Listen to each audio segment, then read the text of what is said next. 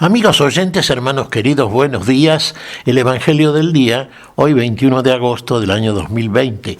Aquí estamos Patricia y Miguel, este matrimonio cristiano, para leer y considerar este Evangelio. Primero la lectura. Patricia. Lectura del Santo Evangelio según San Mateo, capítulo 22, versículos del 34 al 40. En aquel tiempo, los fariseos, al oír que Jesús había hecho callar a los saduceos, se reunieron en un lugar y uno de ellos, un doctor de la ley, le preguntó para ponerlo a prueba: Maestro, ¿cuál es el mandamiento principal de la ley? Él le dijo: Amarás al Señor tu Dios con todo tu corazón, con toda tu alma, con toda tu mente. Este mandamiento es el principal y primero. El segundo es semejante a él: amarás a tu prójimo como a ti mismo. En estos dos mandamientos se sostienen toda la ley y los profetas. Palabra del Señor. Gloria a ti, Señor Jesús. ¿Cuál es el principal de los mandamientos? Y el principal de los mandamientos que proceden de Dios, obviamente, es el amor. El misterio del amor, nos dice San Juan, no consiste en que nosotros hayamos amado a Dios, sino en que Dios nos amó primero. Dios nos hizo imagen y semejanza suya, y en nosotros volcó todo el amor con el cual nos creó a su imagen. El amor con que amamos al otro procede de Dios en nosotros.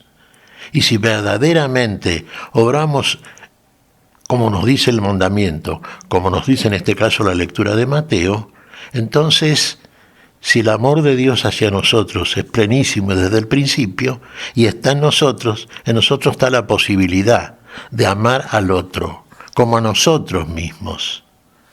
Este es el mandamiento fundamental.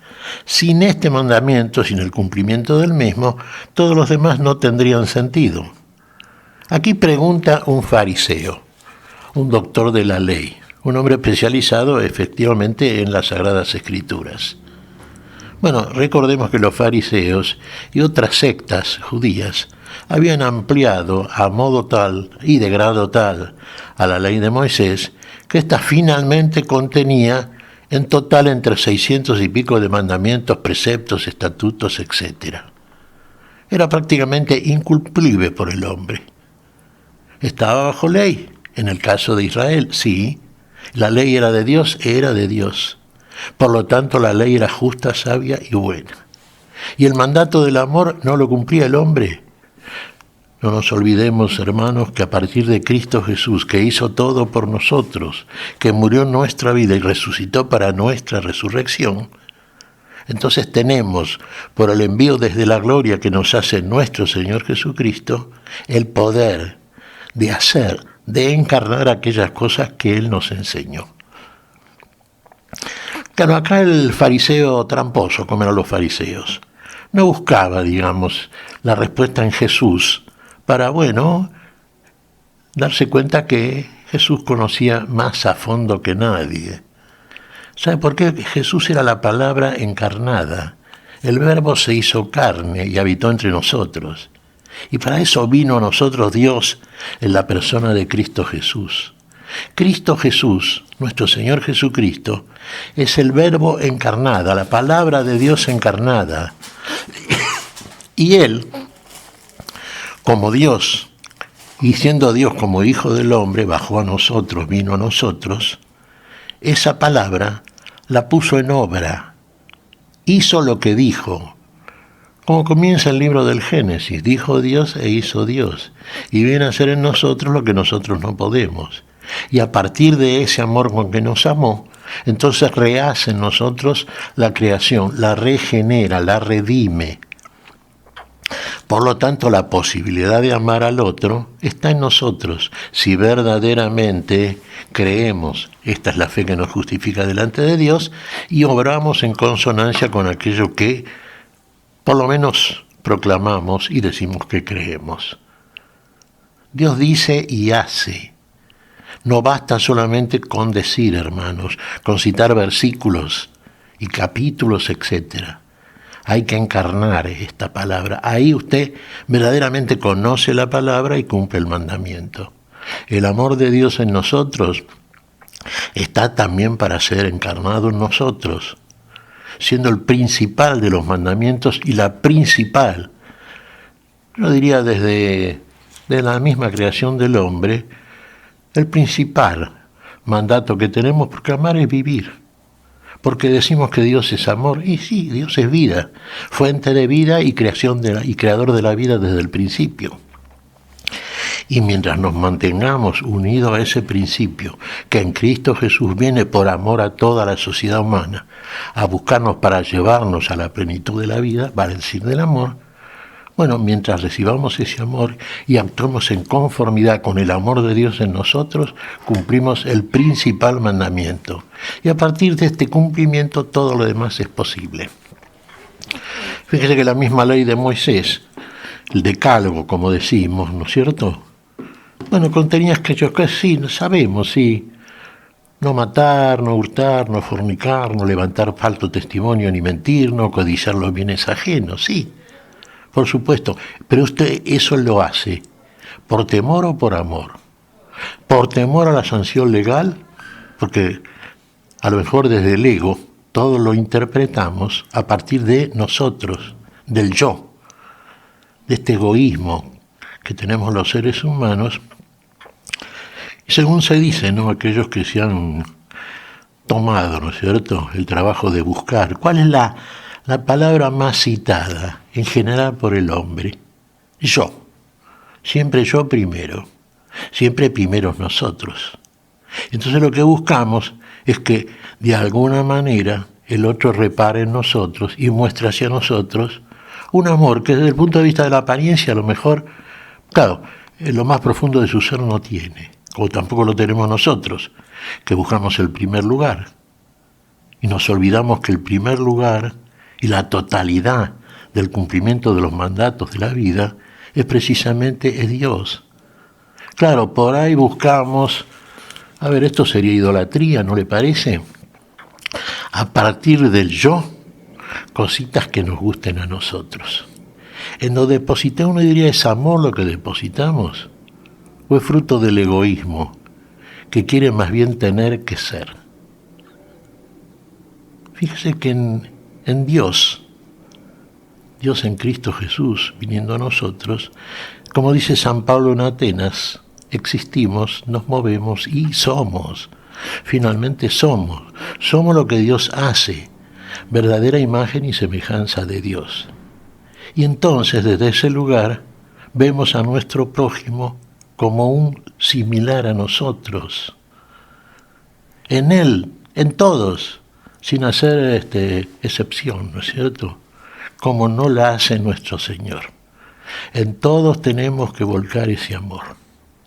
Y a partir de ahí el principal mandamiento, el principal, está cumplido. Nuestro Señor Jesucristo lo enseñó y lo hizo.